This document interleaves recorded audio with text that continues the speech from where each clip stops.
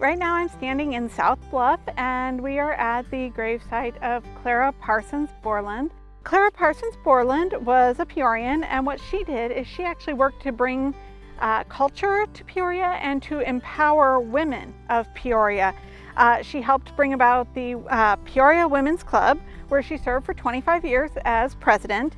She also was very significant in launching the Peoria Equal Suffrage Association, but she didn't really stop there. She belonged to a number of other organizations like health and science associations to further people with health and science. She was also married to Benjamin Lanford Todd Borland. He was a widower with 2 sons from his first marriage to Julia Preston Borland, who died very young. And together, Benjamin and Clara, his second wife, raised 6 children of their own together, plus his children from his first marriage. I'm standing now at the grave of Julia Proctor White. She was the half-niece of John Cleveland Proctor, whose grave is just over here, and he was the founder of what we know commonly as Proctor Hospital or Unity Point Proctor Hospital. Julia Proctor White was born in 1875 here in Peoria. She started out her professional career as a kindergarten teacher, and she was the first vice president of the Peoria Free Kindergarten Association. And this group ensured that Peoria had free public kindergarten by 1907. She was the co-founder of the Peoria Women's Club and the second president of that organization. She was the first president of Peoria's League of Women Voters. So she was an active suffragette, very active in getting women's voting rights. She also helped organize the idea of a civic arts center in Peoria, which later became Lakeview Museum, which is now the Peoria Riverfront Museum. Julia Proctor White died in 1968 at the age of 92. Hi, right now I'm standing out in Prospect Hill, maybe Mount Prospect. I'm somewhere in the Prospects, but I'm down deep into the cemetery, as you can hear going around me. Hey, it's my turn, shush. Anyway, we're standing at the gravesite of Lucy Brotherson Ting. She was very important for 2 reasons. One, she was heavily involved with the Women's Christian Temperance Union, and not just at the state level, but also at the national level. She was very well known in that movement. She was also the treasurer of the Board of Education, and that might be familiar to some people who may have listened to Carla and I's series about the history of the library. She was actually treasurer of the Board of Education when Mr. Doherty had his scandal.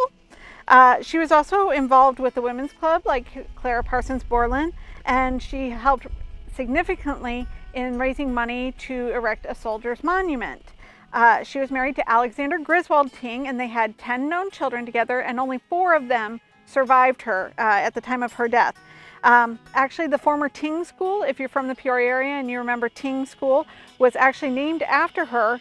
And she was the only woman that a school was named after in the Peoria area until in recent years when we renamed a school to the Dr. Maud Sanders School. So Lucy Brotherson Ting, a very important woman to Peoria history.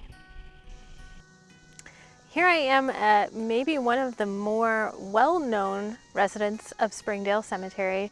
This is the gravesite of Lydia Moss Bradley and the Moss and Bradley families.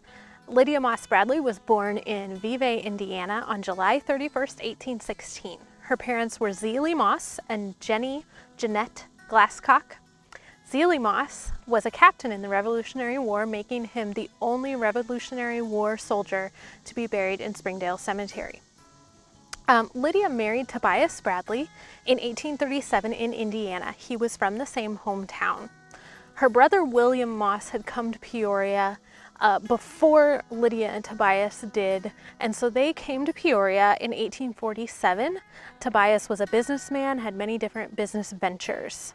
They had 6 children, but none of them survived childhood. They were Rebecca, Clarissa, Tobias, Laura, Mary, and William. Laura lived the longest. She was almost 15 years old when she died.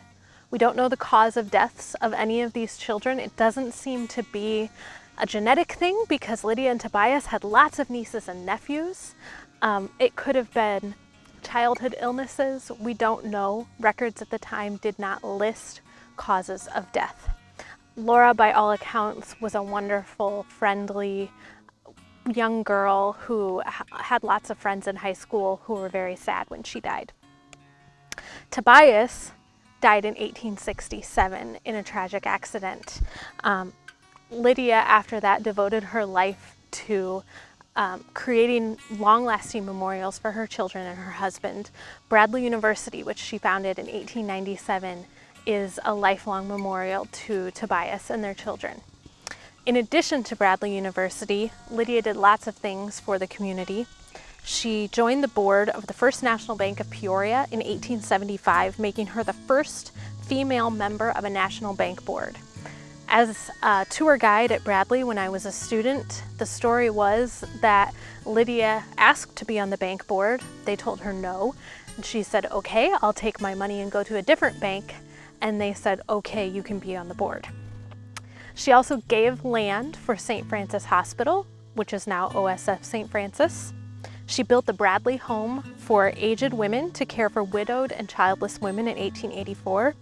And she donated parkland for the city park in memory of her daughter Laura. That is now Laura Bradley Park. It was a piece of land that Laura enjoyed walking in and exploring. Lydia died on January 16th, 1908. There were between 80 and 400 so-called heirs who contested her will.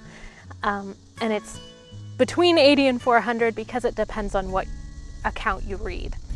And they all wanted a piece of her money, but her will was very long and detailed and airtight, and they didn't get her money. So Lydia is here with her husband, her children, her parents, and some of her siblings in this great big Bradley family plot in Springdale.